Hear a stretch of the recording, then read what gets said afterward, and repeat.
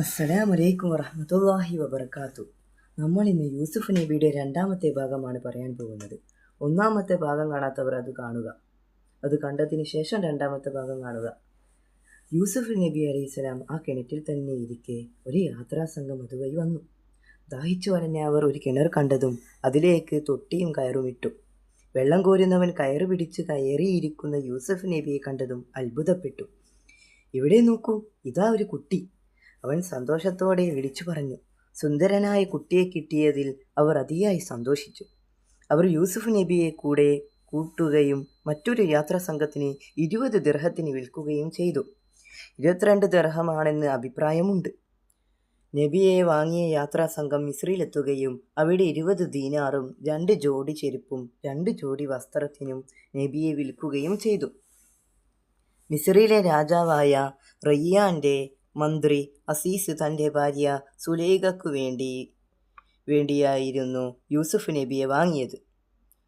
അസീസ് സുലൈഖയോട് പറഞ്ഞു, അവന് നീ അഭയം നൽകുക, നമുക്കവനെ ഉപകാരപ്പെട്ടേക്കാം, അല്ലെങ്കിൽ നമുക്കവനെ മകനായി സ്വീകരിക്കാം. അങ്ങനെ യൂസുഫ് നബിക്ക് അള്ളാഹു മിസ്രിൽ സംരക്ഷണം നൽകി. അങ്ങനെ ഒരു ദിവസം അസീസിൻ്റെ ഭാര്യ സുലൈഖ യൂസുഫ് നബിയെ വ്യഭിചാരത്തിലേക്ക് ക്ഷണിച്ചു.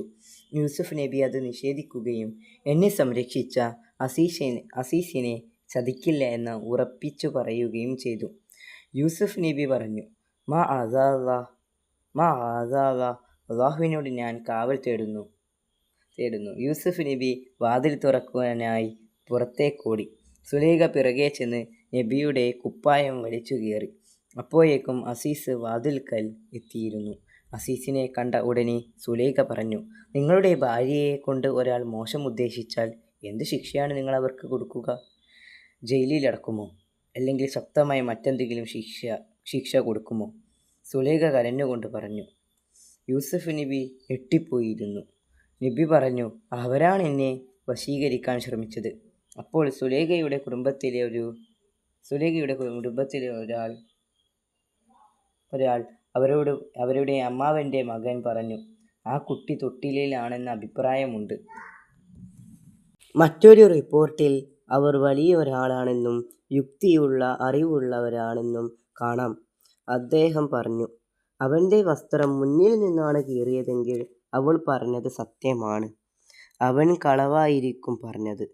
ഇനി വസ്ത്രം പിറകിൽ നിന്നാണ് കീറിയതെങ്കിൽ അവൾ കളവ് പറഞ്ഞു, അവൻ സത്യസന്ധനാണ്. അങ്ങനെ യൂസുഫ് നബിയുടെ വസ്ത്രം പിറകിൽ നിന്ന് കീറിയത് കൊണ്ട് തന്നെ അവർ പറഞ്ഞു, ഇതൊക്കെ നിങ്ങളുടെ തന്ത്രങ്ങളിൽ പെട്ടതാണ്.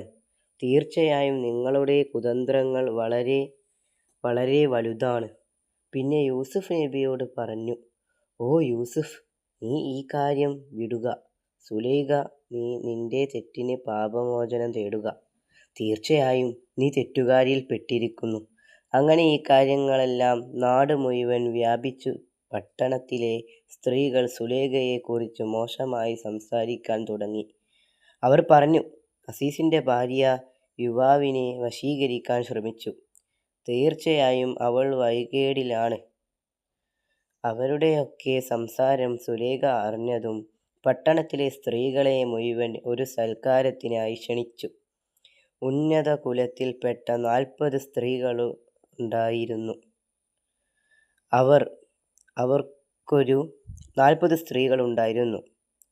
അവർക്കോരോരുത്തർക്കും ഓരോ മാതള നാരങ്ങയും കത്തിയും കൊടുത്ത ശേഷം യൂസുഫ് നബിയെ നിർബന്ധിപ്പിച്ച് അവർക്ക് മുന്നിലൂടെ നടത്തിച്ചു.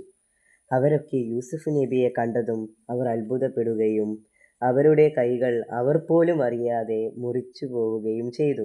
കൈകൾ മുറിഞ്ഞ് രക്തം വന്നിട്ട് പോലും അവർ വേദന അറിഞ്ഞിരുന്നില്ല.